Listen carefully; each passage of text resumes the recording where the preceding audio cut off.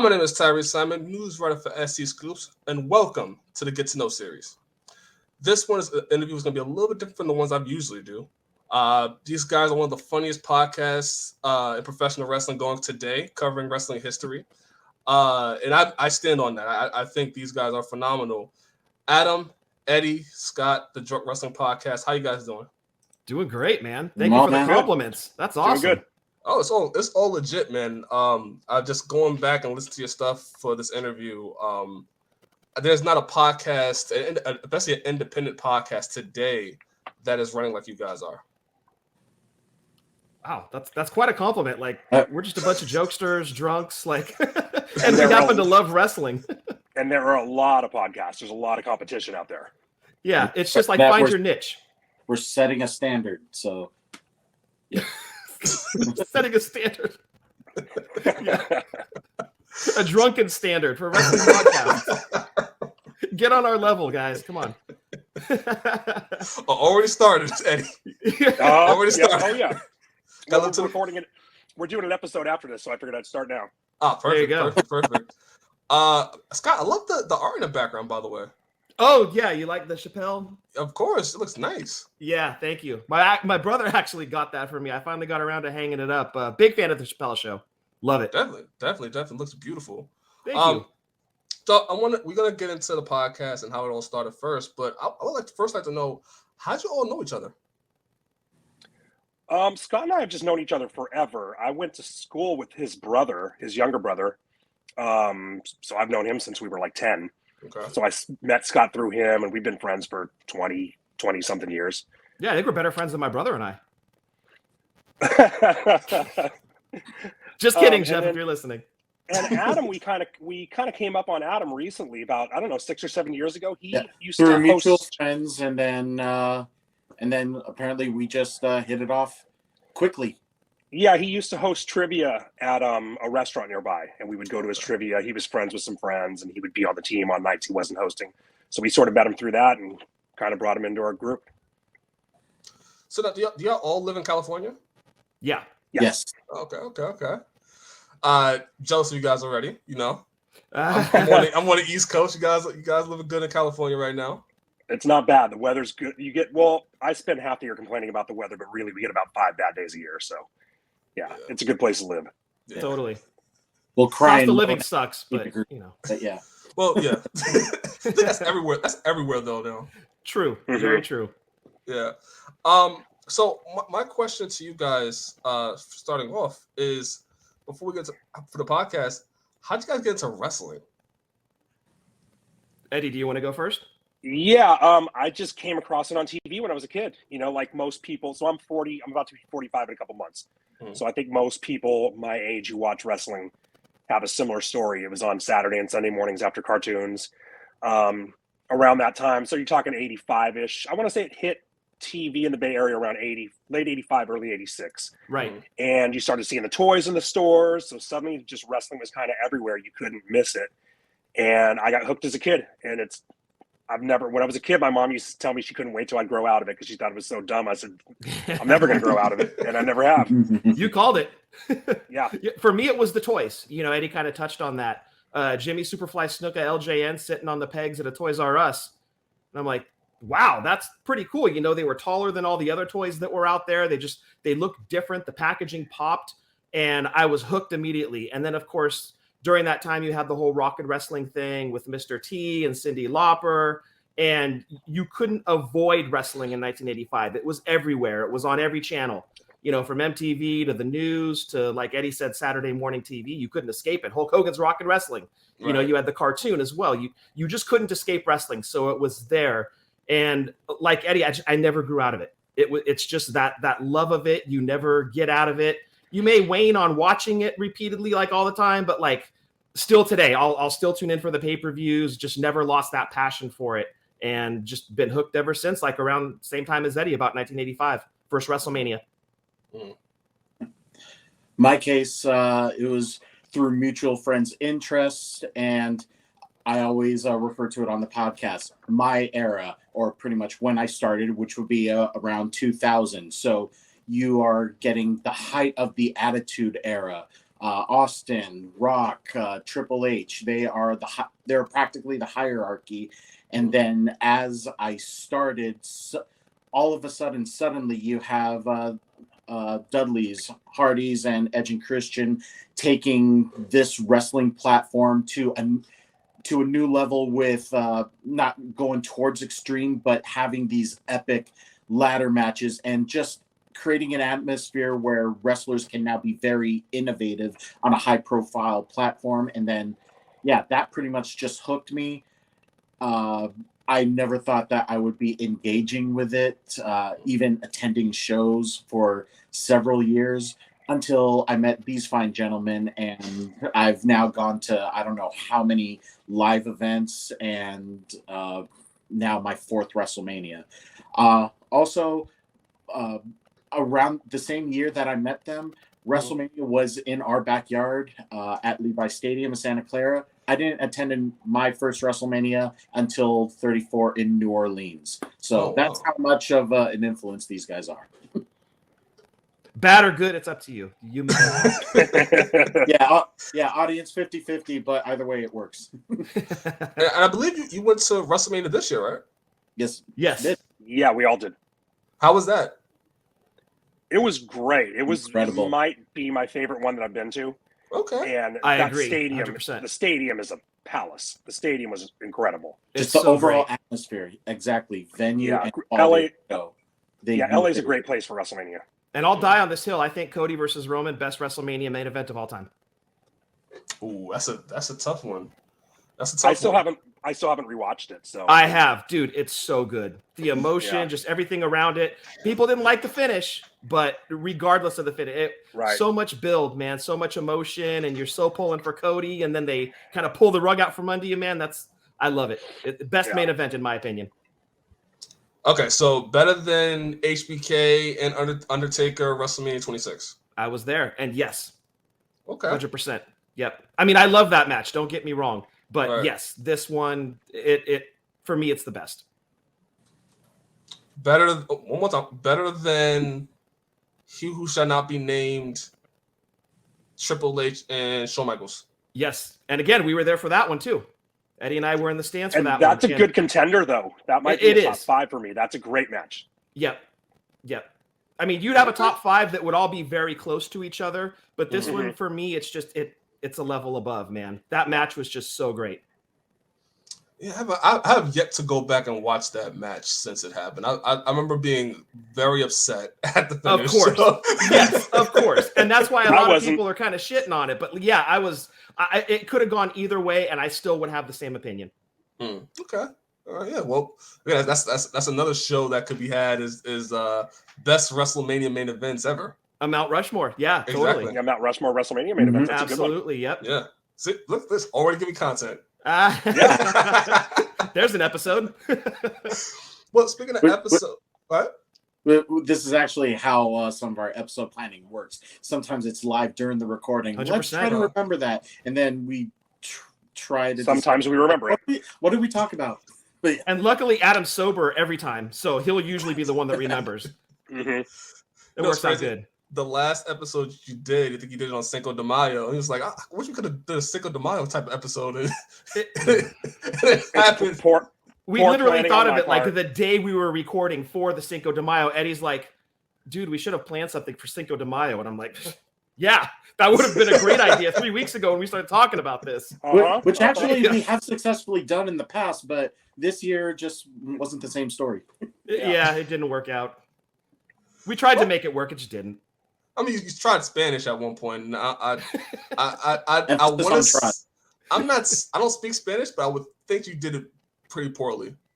Come on, Adam, you're embarrassing. The University of Google Translate can only help me so much. You got all the words right, but the accent was way off. Yeah.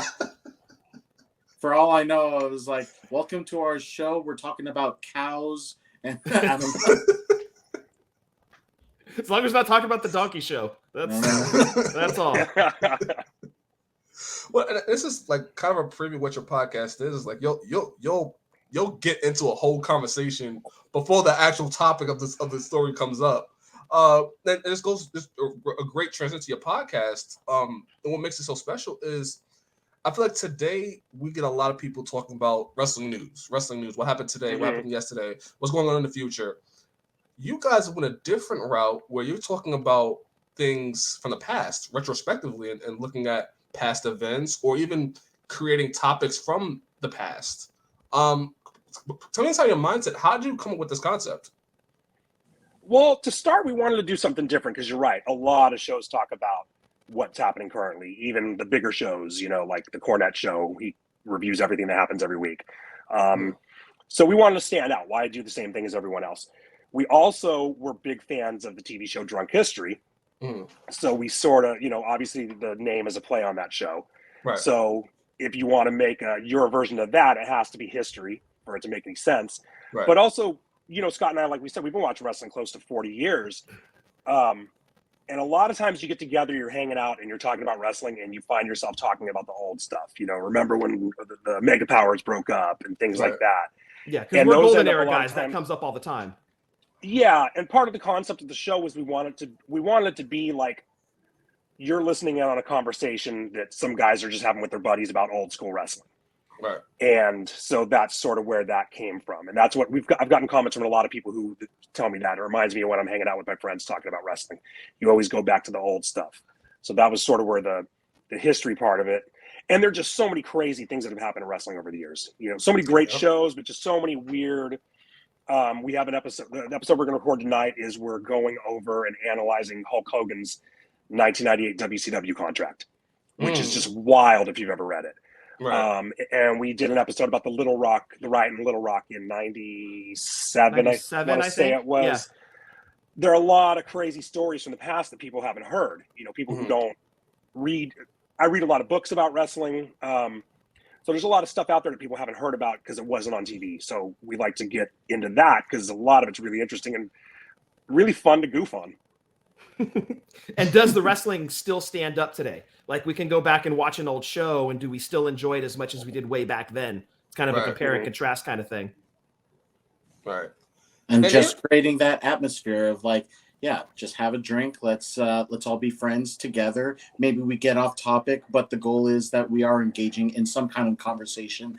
And because we are wrestling fans today, we can now see like certain patterns where this happened in the past. Okay. Therefore, the wrestlers today use that. They learn something. They develop some kind of skill, and they're continuing to entertain us today.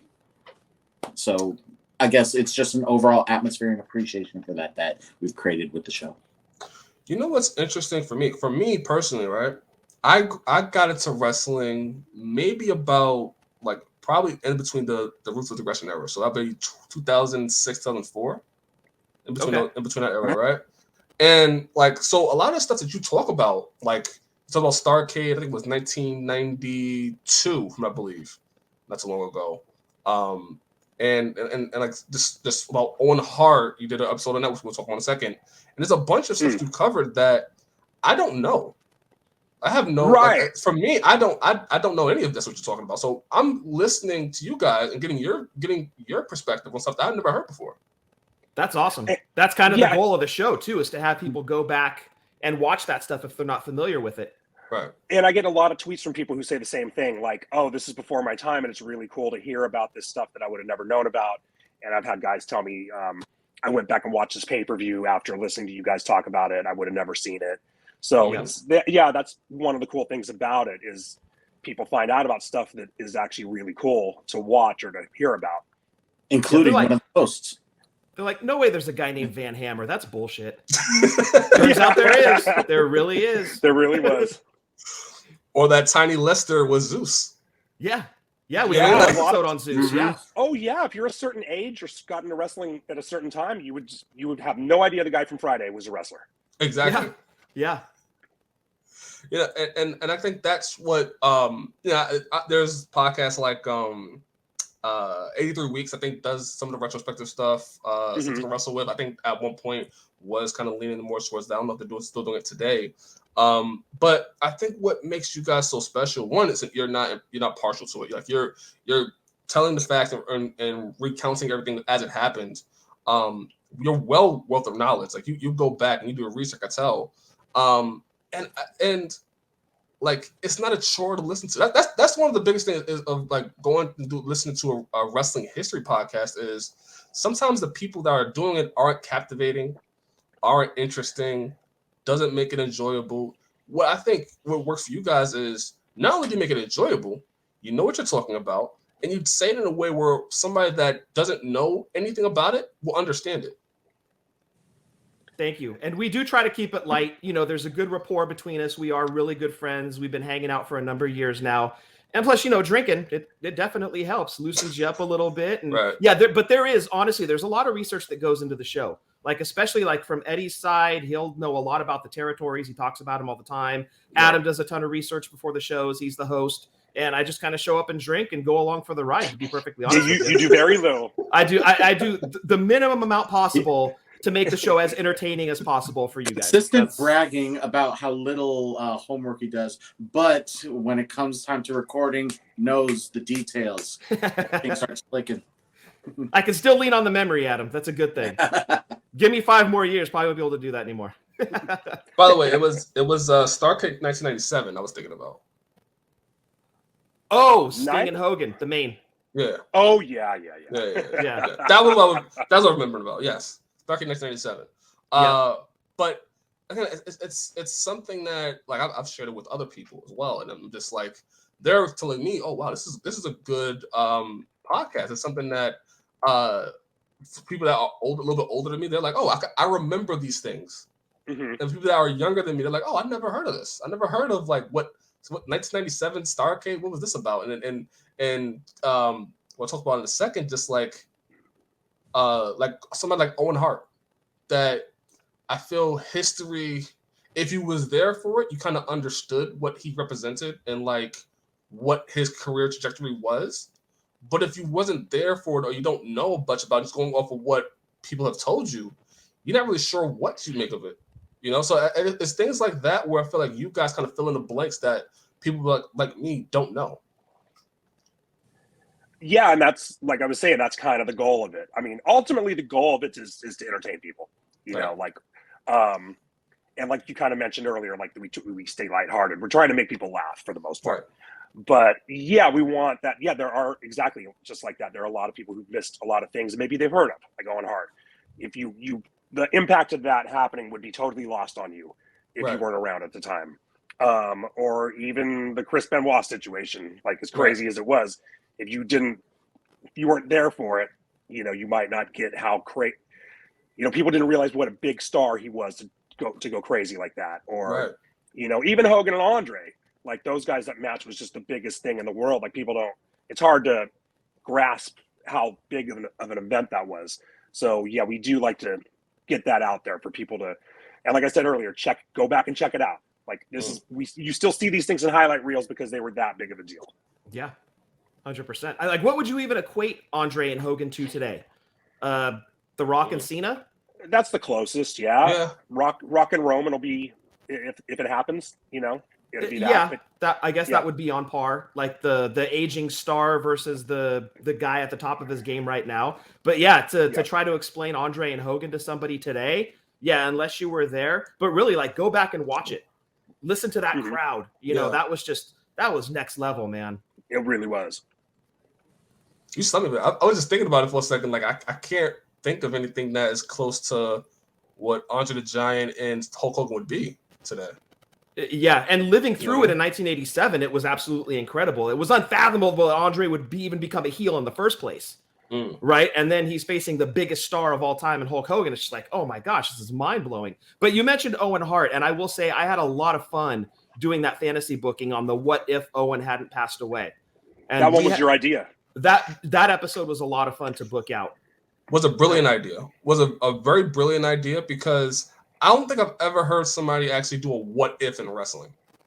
You know what I mean? Like we've done a couple of them actually. You've done the what if the Alliance one, which is an interesting one. It's like like those type of concept episodes are what really makes, I think, really not only just the retrospective stuff, but the what if episodes and are what also make you unique because nobody would even think about that. And I think maybe people back then would think about that, but not bring it up today, especially Owen Hart, where it's like, again, for somebody that didn't live around when Owen Hart was around or doesn't know that much about him, you don't know the significance of who he was, right? But you guys bring up scenarios and different aspects and kind of go into deep about like what could have happened. Yeah. Those were a lot of fun. It was some great some what ifs. Thank you. And we do try to separate them out. I mean, we go back and do the history episodes with like pay-per-views, and Eddie said, we'll talk about certain topics that have happened, stories, situations in wrestling, and then we'll mix in the what ifs every now and then. So we do try to mix it up to keep the audience engaged. And those what if episodes, we try not to do them too often, but when we do, they're a lot of fun to get into. It kind of gives us a chance to do a little bit of fantasy booking too. Fantasy booking and guessing. You know what I mean? And guessing, I always try to look at it from the perspective of what do I think probably would have happened, but also put in a little bit of what I would like to have happened. Yeah. So yeah, you kind of get to play a little bit of both sides of that. So those are always fun. And pretty much just displaying like what we understand of the history and the atmosphere that people were in, and how those circumstances would eventually continue in logical scenarios. So it's always great to try to figure that out. And then also in those what if episodes, I think just in comparison, there's always all these other people out there that say, well, this scenario happened poorly, had a bad reaction. This is why my opinion is going to be correct. We're not necessarily saying that we're correct. We're just making very, very educated guesses based on our history knowledge, and therefore just explaining the possibility of these circumstances. And because it is a what if, we're just that's all we're doing. Creating the community to come together and ponder while giving the entertainment without dictating that this had to have happened, therefore that had to have happened, and all that. Yeah, so still educating, but still creating that atmosphere. And I think that's key also. The fact that like, because you also like live through it and you do your research, it's not like you're just saying, oh, I think Owen Hart, he would have, fought The Rock or something like that. You're actually going back in time and looking at what was going on in that era, where you could say, okay, this could happen because this happened, because they were on this route. Or exactly, they're working with this person, and how this history here. Like, I think you brought up the one example you brought up was how like Owen Hart was a family man. Was a family man, and how you said that Vince McMahon would try to like, hey, we'll hook you up with Deborah. Yeah, and you were joking about it, but you were explaining how like Owen Hart was a family man. He didn't want to do stuff like that. Yep, which is why the Blue Blazer situation happened. Yep. Which again, if you don't know that, now you get the understanding of what that character was, what Owen Hart character was about in general, and then you kind of I could look at what could have happened. Maybe he could have been pitched another angle with working with another female, or maybe he would have went babyface. There's a whole bunch of scenarios, but the way you fantasy book is not just fantasy book and just do it. There's a whole lot of research that goes with it. Anybody that's listening to it, definitely go back and watch those what episodes, not just the Owen Hart one, but the Alliance ones and all the other ones you've done, because they are fantastic. Thank you so much. Have our WrestleMania episode. Yeah, absolutely fantastic. And that for me, that Owen Hart one is especially special, just because, like I said, I've heard of the man, but I don't. Like, I gotta go back and do my own research on some of this stuff. So now that I've gotten some of the information that you guys presented, now I could go back and kind of watch for myself and kind of fantasy book maybe myself and see what could have happened, what could have played out. So it's brilliant. Thank you very much. Thank you. And I still loved me having Owen at WrestleMania 18 in Canada. Thank you. That was good. That was good. That was a good one. That's like my one wish. I wish it could have happened. That would have just been amazing. It's too bad. And then I could have bragged to you that I was there. Yeah, exactly. Yeah. Another thing to rub in about being at 18. Yeah. Like, you needed something else. All the time. You really do. Yeah. You really do. The fact that you got to see Hogan Rock just irks me literally every day. Yeah, I know. Well, I was going to ask you, like, so obviously you touched on the research for a second. How much time did it take you guys to research the tops that you do? Because you do this on a weekly basis. It depends on the episode. A pay-per-view obviously takes as long as it takes to watch the pay-per-view. And for me, maybe a little extra time, like if I want to add context to something.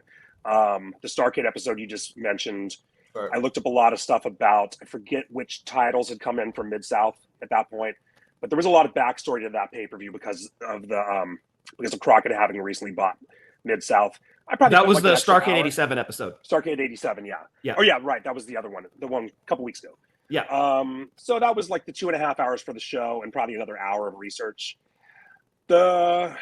Some of them, like a couple what ifs I've done, I've come up with in 10 minutes. Just your mind starts going, right, and it just happens.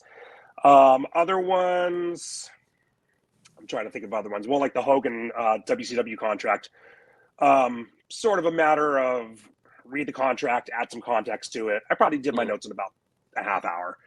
Yeah, that's about right. The pay-per-view ones are by far the longest, those are always the ones that people like the most and we get the most downloads on, and for me are the most fun, but they're the most time consuming, which is why we don't do more of them. Yeah, because it's a minimum 3 hours every time you do one.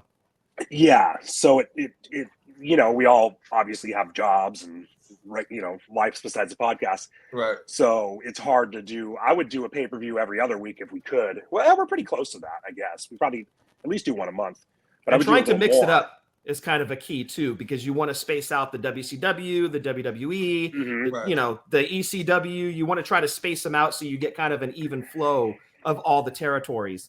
But it's fun. It's cool. We've got a shared notepad between the three of us, and there's ideas always being thrown in there. So we've got a constant list going on. Yeah, you never add anything to it?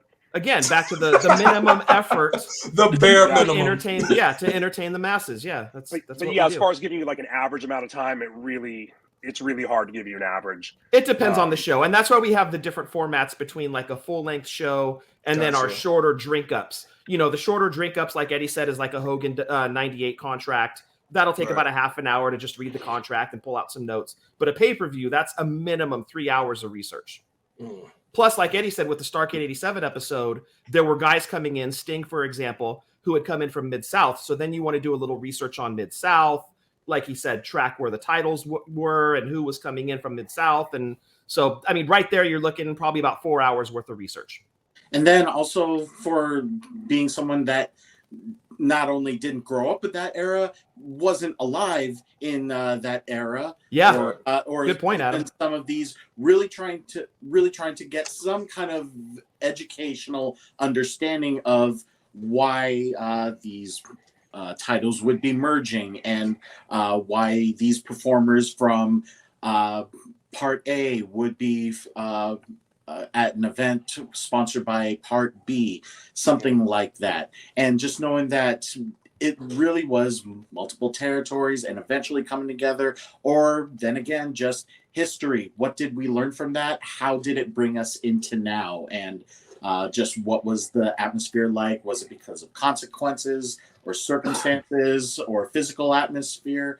It's just, just really trying to make sure that even though I'm going to be presenting this, I want to make sure that it's an education or educated presentation, not just backed up by guesses, which can be wrong. And that can be dangerous when we're getting the info out there. And Adam's always a good sport too. Like he said, he was not even alive when we were reviewing some of these pay-per-views, but he's always a good sport. We made him watch that wrestling classic from 86.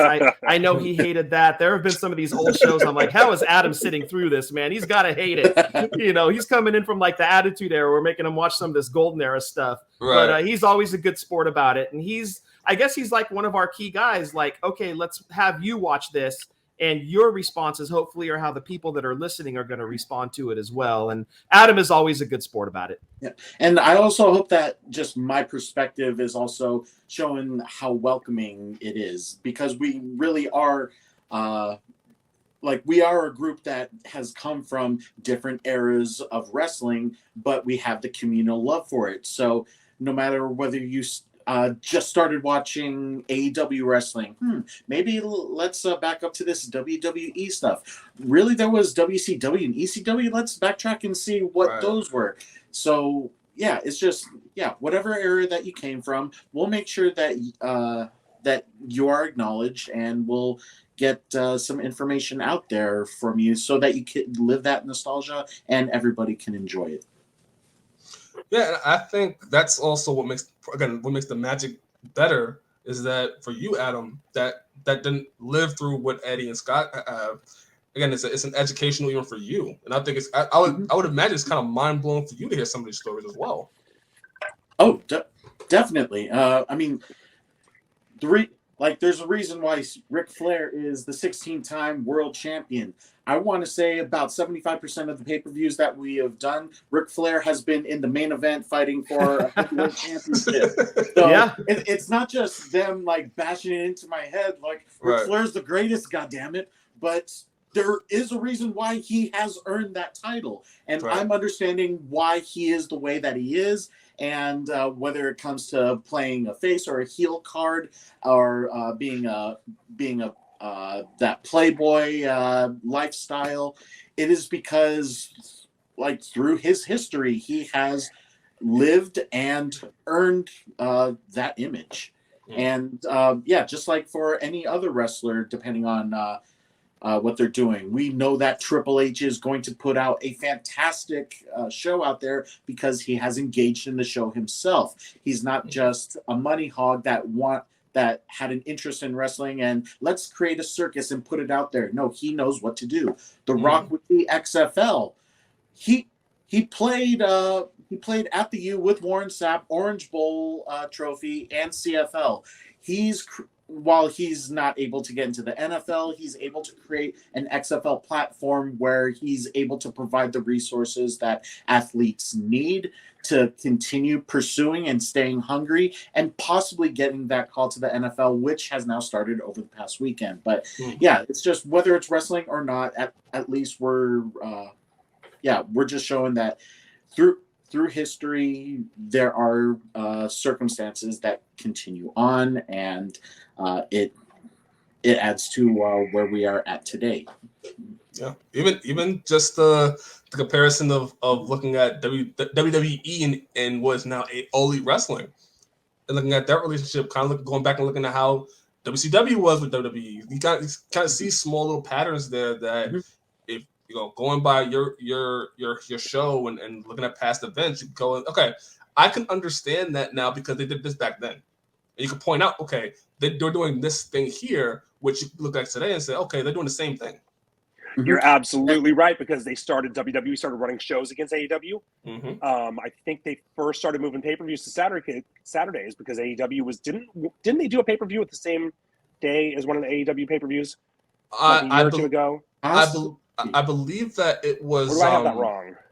No, I think the NXT, the NXT shows. Well, they did NXT. Yeah, they didn't have. Right, they didn't seem to have any interest in putting NXT on regular TV until AEW got a show. Right. And there was no reason for that show to go to 2 hours, but suddenly it was like, well, we've got a 2 hour competition, so we need to get AEW. We need to get NXT on regular TV for 2 hours. And in my opinion, it actually really ruined the show. I watched about 6 months of it and tuned out. But that's exactly what they would do with Crockett. We want to put Survivor Series on for free the night of Starrcade. So they're doing the same. Yeah, you're exactly right. That's that. Within the context of that, absolutely. And we've learned that WWE always gets better when they have competition, right? The show was kind of in the toilet for a while, and AEW came along. Suddenly, WWE's programming is better. Right, it happened during the Attitude Era as well. That's why the Attitude Era spawned. So, yeah, you definitely see history repeat itself. And Vince getting in trouble doesn't hurt.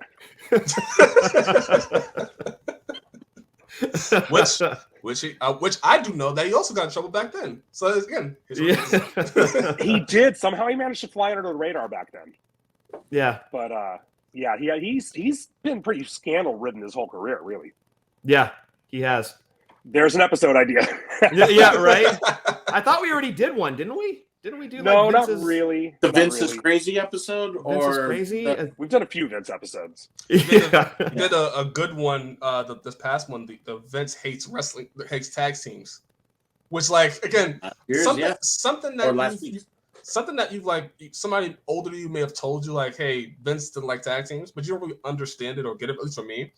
But like you breaking it down and going through the history of tag teams that was under Vince's watch, you can go, oh, okay, there's a pattern here. Yeah. There's something to be looked at here. And it really hit me. I was aware of that, but when I started looking at tag teams, doing the research, that was when I was like, wow, he hates tag teams more than I thought. And then you look at that WrestleMania stat that you guys brought up, and that was something else where they didn't even have like a tag team title match for a number of consecutive WrestleManias. Was ridiculous. Yeah. And it had never occurred to me that all the classic tag teams in the 80s he brought in. He didn't create any of them, except we thought about it. We realized it later, Strike Force. And there might be one other one that we're forgetting, but that was like the big one. But never even occurred to me until I started to really research it. Like all these tag teams he had that he pushed came from somewhere else. And that was him not only bringing them in, but taking them from somewhere else, to hurt the other territory. Yep. Right. Wow. Yeah. Right. Yeah. Again, the work of you guys and who does listen to this, I know this is the Get to Know series of getting to know these guys, but I am blown away about the work that they put into their podcast.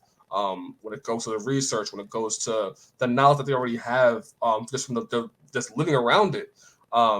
And as just other ones out there, of course, but these guys to me are one of the best. And that is just me from my standpoint. Thank you. Thanks a lot. Thanks. Thank you very much. Yeah. No, thanks a lot, because we do work hard at that. I could tell. Scott said his famous catchphrase is, "We're not always right, but we're always drunk." And that's pretty accurate.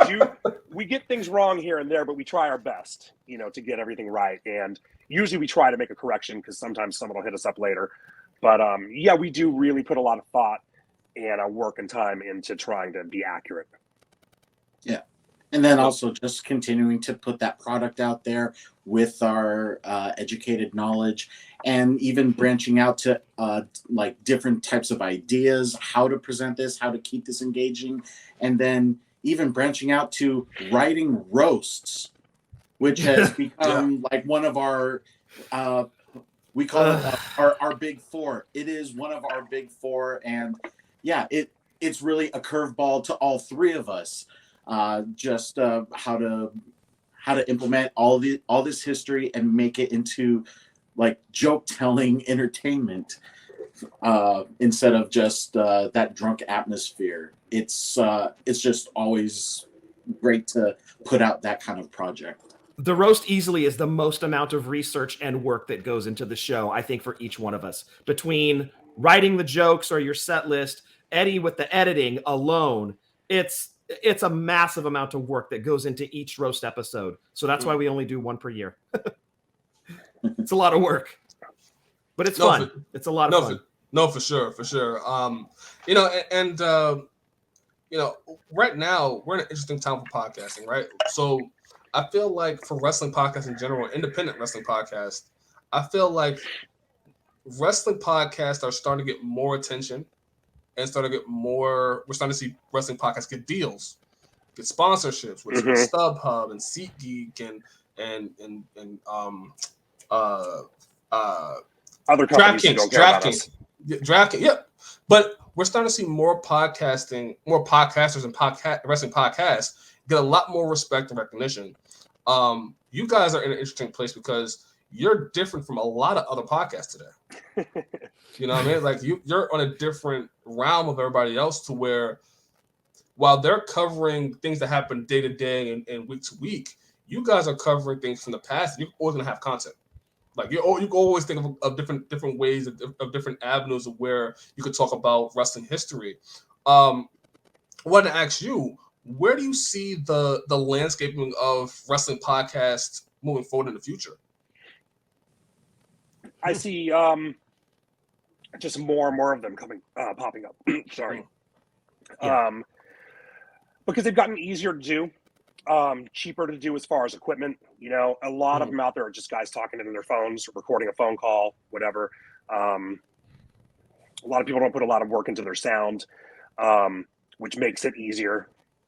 So I think it seems like there's a new one every week. And it's going to be people fighting for an audience, trying to compete with each other. So Definitely. You do have to have kind of a niche, and really, you have to be able to. You you have to work hard at promoting it. So I just see him getting, I don't know if I see him getting bigger or more popular, like say overall downloads a week of wrestling podcasts. I don't know how much bigger I see that getting because it's so big now, but I see more podcasts, more individual podcasts happening. I don't know if they're all going to last, because that's kind of the big key too, is putting out regular content, sticking to a schedule. That's one of the hard parts. That's the tricky thing. Yeah. Especially like this show, for example, with three of us trying to find a schedule for the three of us to line up to do a show. It's almost impossible sometimes, right? So while there may be more coming down the pipe, we'll see how many actually stick around. I mean, we're coming up on 4 years now, I think. Almost November 4 years. 4 years. Yeah, November will be 2019 you started, right? Yeah, we started up in 2019. Yeah, late 2019. Eddie's right. November will be 4 years. So it's just finding that consistency, and then you get the longevity, and we'll see how many are still sticking around. But I think Eddie's right. I think you're going to see a lot more popping up just based on how easy it is just to fire one up now. There's also the credibility of like all sorts of wrestling fans now running into all of these that are made available. There are several wrestling fans that have more knowledge than I do, or than all of us. No, they don't, Adam. No, they don't. Which is true, but it's just that they could understand that where we are coming from, we are making sure that our sources and our storytelling is credible, and that we're not just another opinion that's being published and available. And we'll drink with you. That is true. That is essential. Absolutely, yeah. Absolutely. Living the gimmick. Yeah. Because while there may be different podcasts coming up, I don't think there is. I know I'm giving praise to you guys, but what can I do? I'm sitting right in front of you. Why not give you your flowers while I can? Thank you. Like there's going to be a lot of podcasts out there, but I think you guys, like I said, you carved out a part of the landscape for yourself where you bring something that a lot of people can't do. And that's not just what you do with your content with wrestling history and the conversation that you make, but it's also the way you come together, the way you talk, the way you make listening to a podcast enjoyable. Like I think there's one time you spent a good 10 minutes about I believe it was Eddie, I think it was you, where you went to a sperm bank. That was last week. I'm not actually sure it's a sperm bank. It's some kind of research place, but yeah, I got involved with this study, and I spent a good few minutes wondering if I should cut that out, because sometimes I kind of brought this up earlier. Sometimes our intros get way carried away. I have cut some of them, not for content but for time. Right. Because you know how it is, especially if you're having a few drinks, you just start talking with your friends and you just get carried away. And next thing you know, it's been 20 minutes and then you haven't even said what the topic of the podcast is.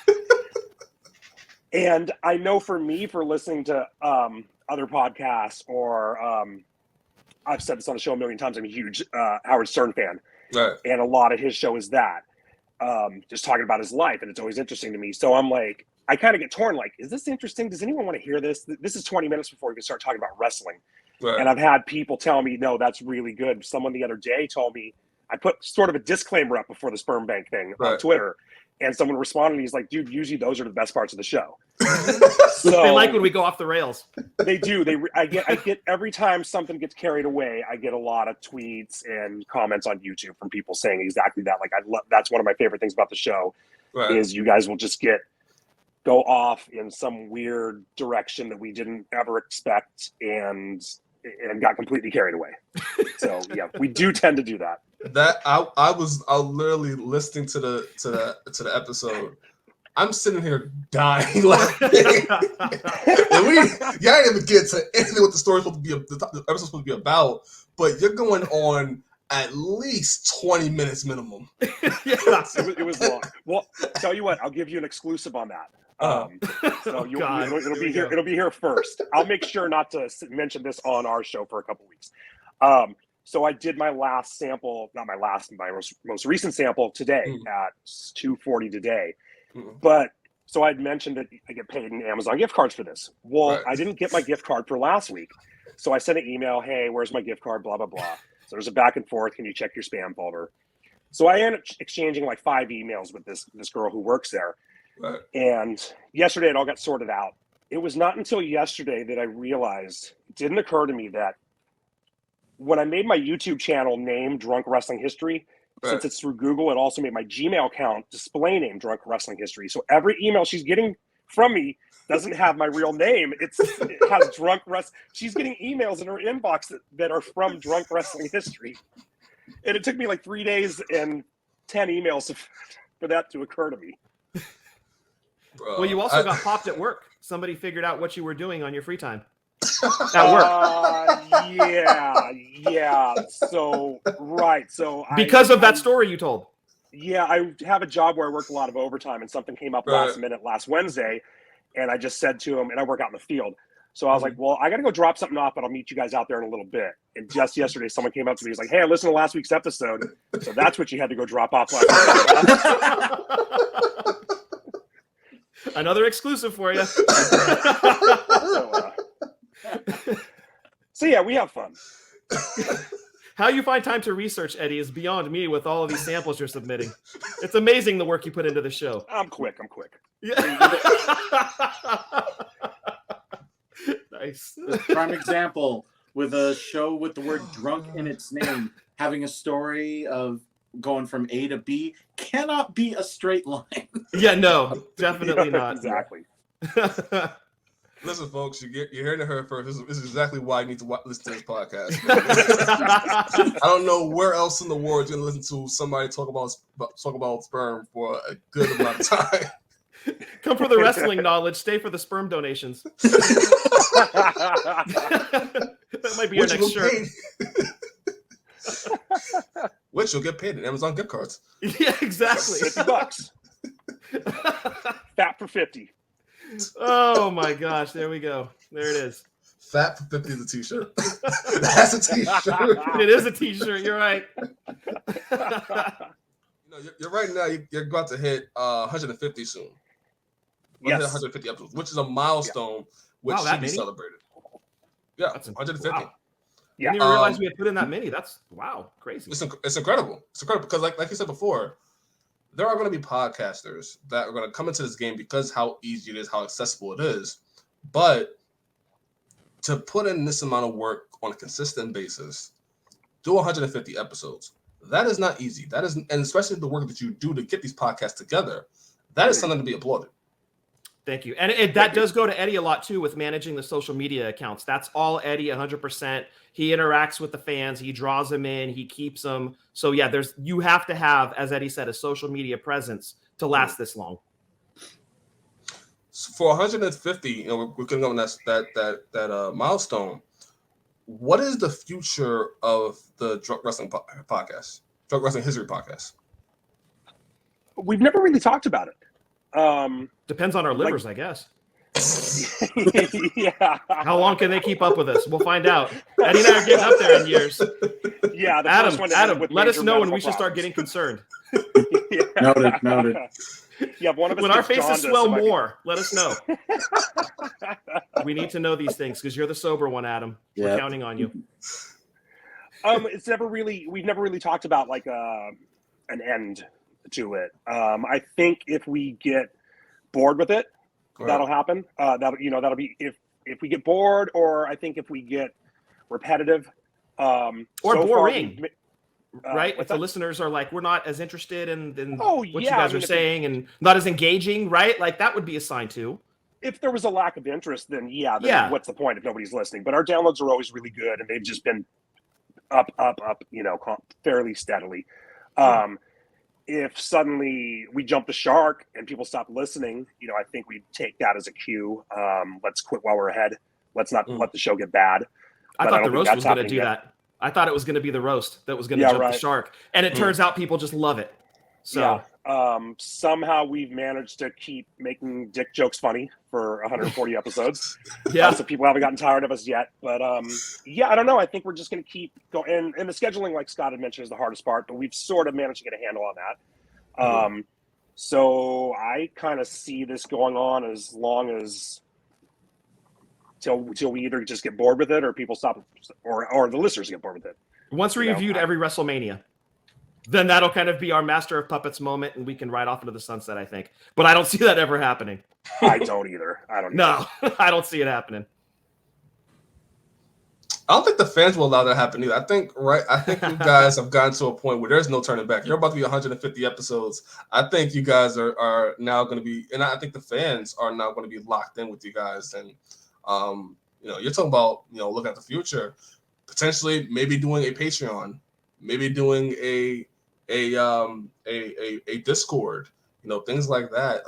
I could see that in you guys' future, especially when it comes to watch-alongs. Like, isn't a Patreon tier where fans can actually watch the show with you guys? That's a really good idea. And kind of like I've thought about doing that. Yeah, that would be awesome. Fun to do on not so much Patreon, but maybe like a YouTube. I know you can do the live streams on YouTube.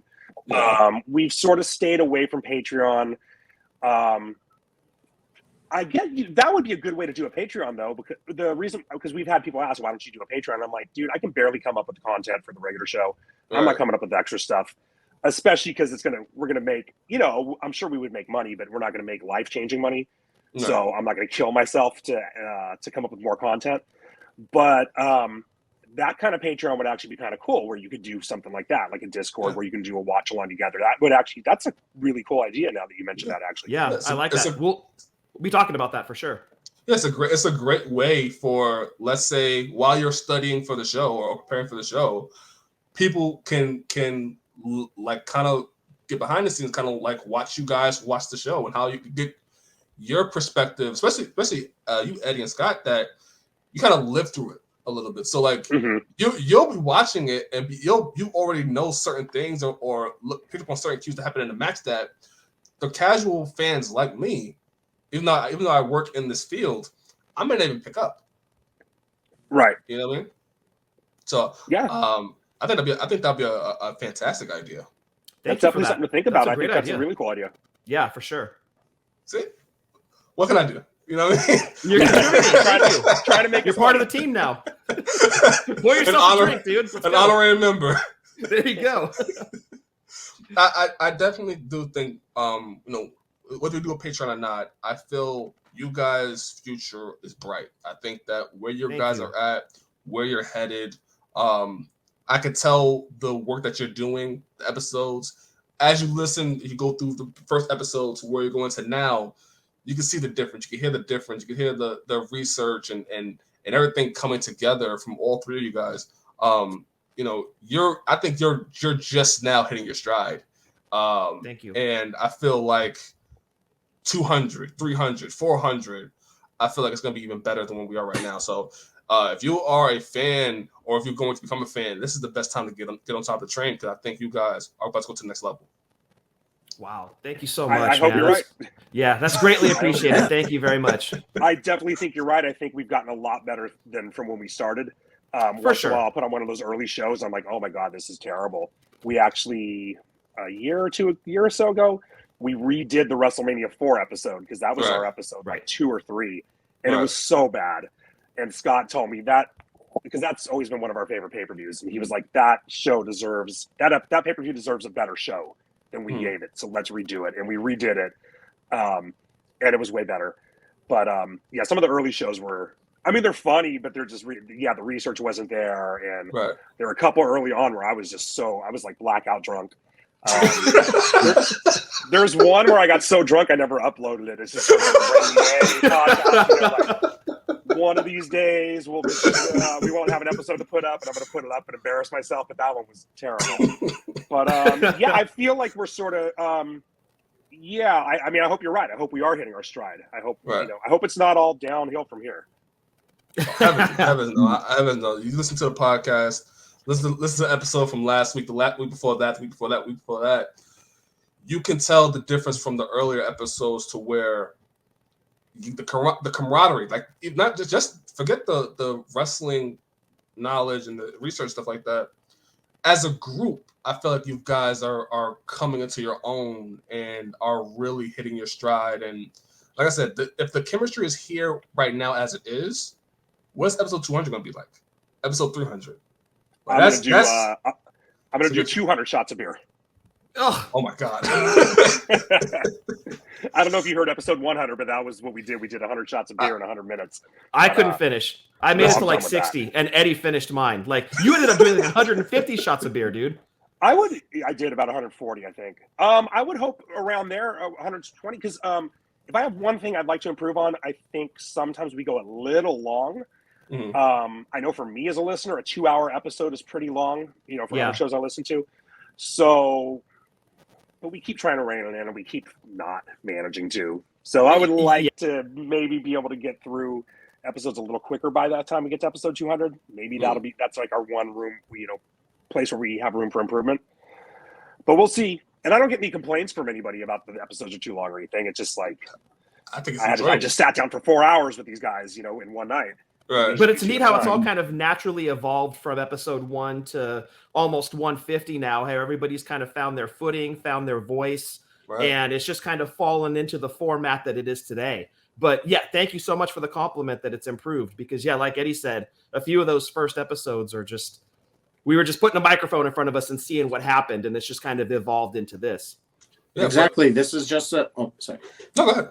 This is just like any medium of performance or presentation. So my particular background, I have a stage play and musical background, and I perform improv. I'm a trivia host, but I've never ever done podcasting. Right. Even though as much as excited as I was, I literally still didn't know what to do, because we literally just threw microphones in front of our faces and said, like, okay, just like getting drunk and hanging out with friends, how do we make this an actual presentation? And so it evolved from that, where we did start, and now we are more organized, and we now know what resources we have to do to present, while still trying to create that lighthearted, fun atmosphere where you can also enjoy a beverage. Before I let you go, I want to ask you some fun questions. First, I would like to ask you guys all three answer. Favorite or one of your favorite wrestlers of all time? Sasha Banks. Okay. Ricky the Dragon Steamboat. The Rock. Okay. Eddie, I'm curious, why? Well, I went with her because, so you said favorite or one of your favorites. I went with her because she was my most recent favorite. Oh, okay. Until she left WWE, and I don't have New Japan World, so now I don't really have a way to see her. I just thought she was so great. I mean, I could have given you like 10 other people, but I just landed on her because she was the most recent. From the time she started as the boss in NXT, when she came up with that gimmick, I thought she was. I remember texting Scott back then because he didn't watch his NXT as much as I did. I was like, dude, wait till she hits the roster. She is incredible. Like, she just had that character from day one dialed in, and I always thought her work in the ring was really good. And it got to the point where I would watch. If she wasn't on a week on NXT, I was disappointed. Like, I started watching it for her more than anybody else. So I just think everything she did as the boss was incredible. But by the way, the work, if you can, the work she's doing outside WWE, the matches she's having, it's not as character based anymore. Because obviously you can't really, there's no TV really to do anything. But her wrestling seems like it's hitting another level. So if you're looking for the wrestling, that's what I've heard. Yeah, her wrestling is hitting a different stride.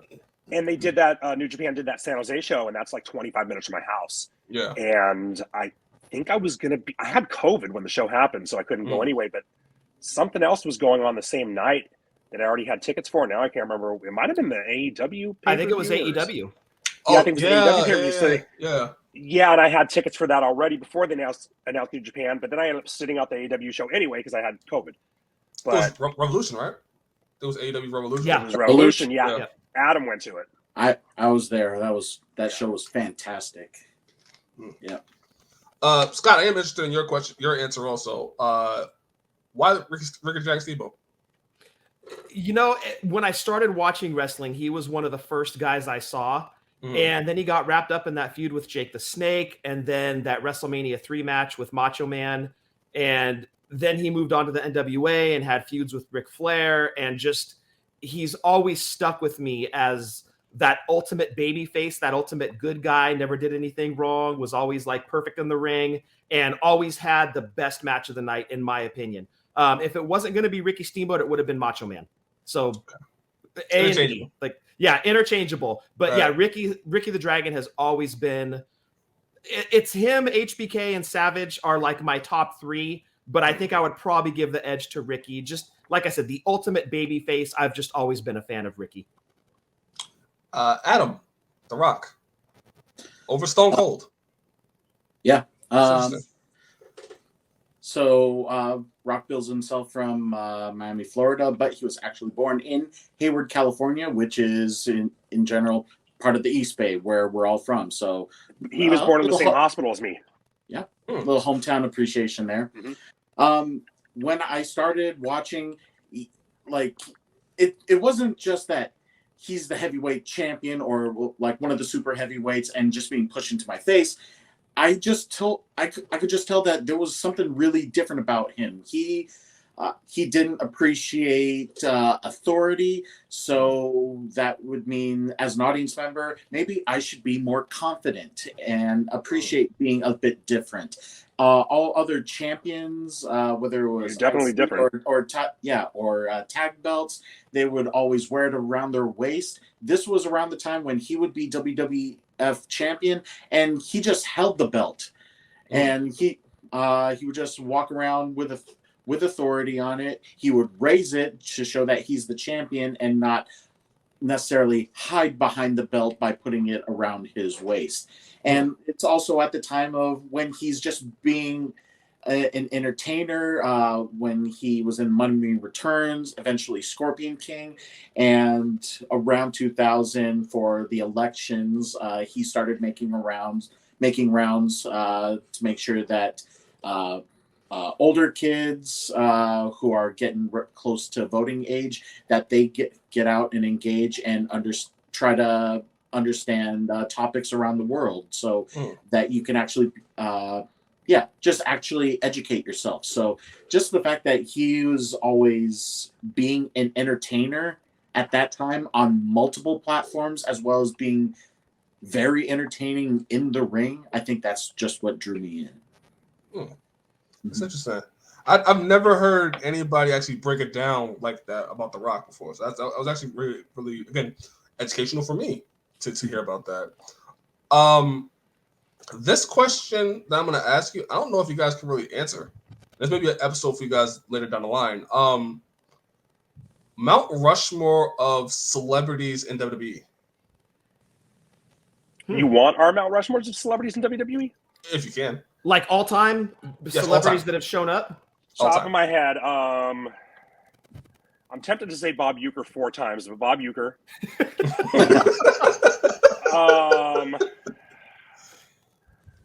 Let's see. Bob Barker. Bob Barker.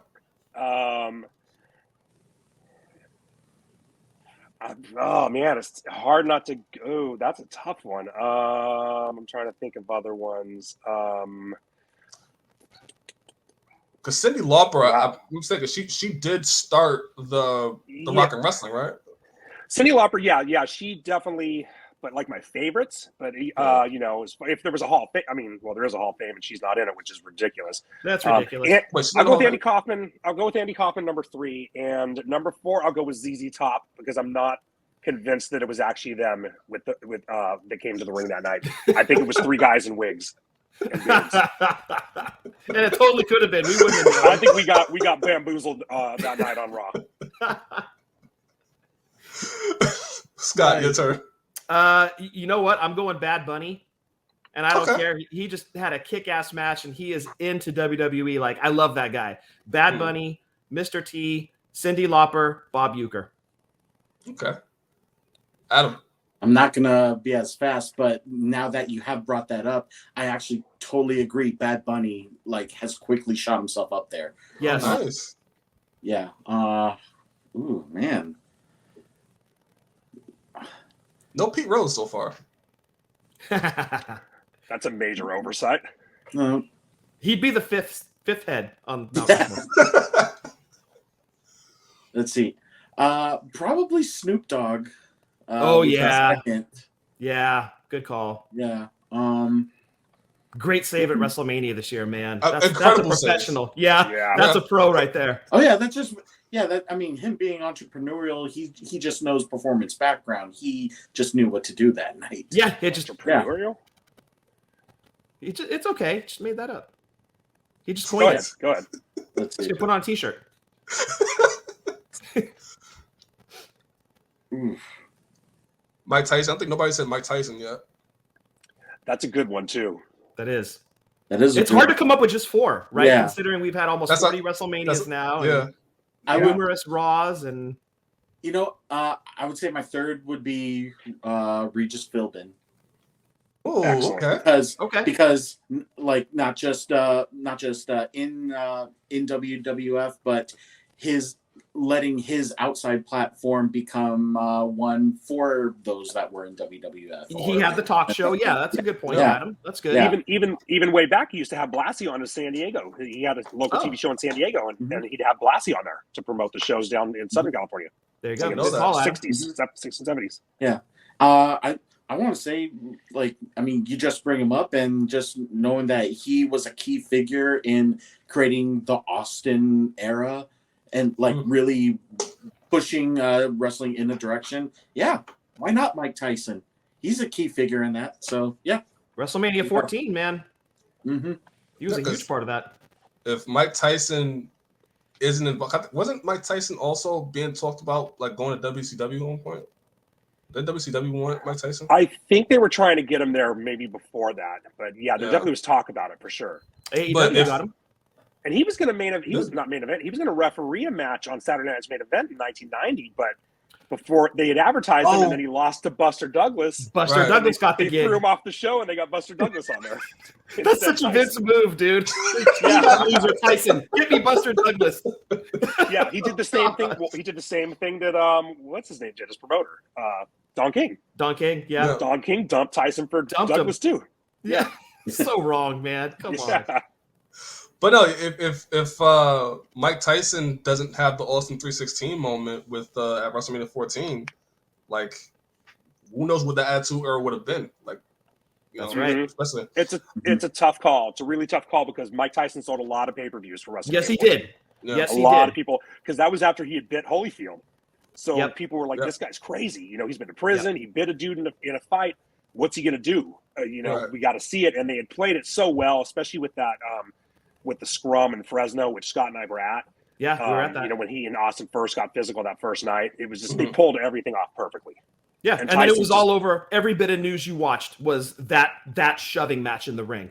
Yeah. Boom, you're selling 100,000 million pay-per-views, and it was brilliant. Yeah. Oh well, I again this even this little conversation we had, I'm learning little things and you're just little nuggets of information that you're just giving off, which again. This is why I love listening to the podcast. Thank you. Thank you so much, man. Before I let you go, where can people find you guys? So we're on all the regular podcast platforms. We're on platforms I don't even know about, or I've never even heard of, because they show up when I look at our downloads. There's all kinds of apps I'm not even aware of that people download us on. But the main ones, Apple Podcasts, Spotify, iHeartRadio, pretty much anywhere you get your podcasts, you can find us. If you Google us, it'll bring you straight to it. There's a website called Wave. It's WAVV, and that has all the links to it. If you search Drunk Wrestling History, also YouTube, and our YouTube channel for some reason has really been a lot of people have been finding us on YouTube over the last couple months. Yeah. I suspect it has something to do with the way YouTube recommends videos, because I don't know. It's just like it's weird. We'll have spurts on YouTube where like suddenly we'll get a lot of followers in a month, and then it'll slow down, and then it'll happen again. And I think it's something to do with the way they recommend videos. But YouTube, also, our host only lets us have 100 episodes up at a time. And I have a guy who's binging the show right now. And so we put up episode 140 last week. We're putting up 41 in a couple days. So anything previous to episode 140 right now is gone from the regular podcast platforms. But you can find us episode 1 through wherever we are currently on YouTube. Those stay there for good. So if you want to binge the show, or you hear us reference an old show and you want to go back and listen to something that's not available, it'll be on YouTube. And then just catch us on the socials, Twitter, Instagram, and TikTok. Handle is wrestling_drunk. Engage with us in conversation. Slide into our DMs. Give us show ideas. Yeah. Hey. Yes, yeah, we're always welcome to show ideas. Always. That's one of the hardest parts, actually, is coming up with ideas. Yep.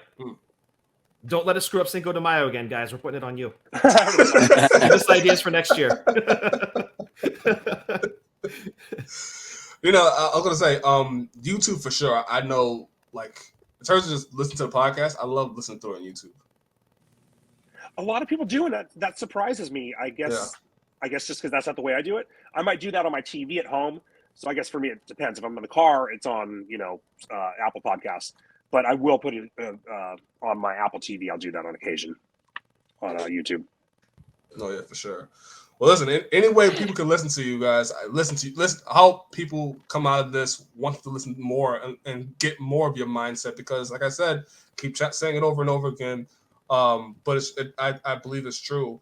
If you listen to this interview, you could tell why these guys are so good at what they do. And, I've said many great words about you guys, but I mean every one of them. Thanks. Thank you. Thanks a lot. We really appreciate that. Yeah, we really do. And words like that, honestly, are what keep this show going too. It keeps us motivated. So yeah, thank you very much. Yeah. I want to thank you guys for coming on. I appreciate your time. I know it should be like 7 o'clock, almost 7 o'clock your time, right? Supposed to, yeah. It is, yeah. Yeah. So I definitely appreciate you giving me your time. Absolutely, no problem. We got at all. another hour or so to go anyway, because we're going to do an episode next. So I'm gonna go refill my whiskey and feed my dog, and that's what's up next for me. And on with the show. On with the show. Thanks for having us on, man. Thank you so much.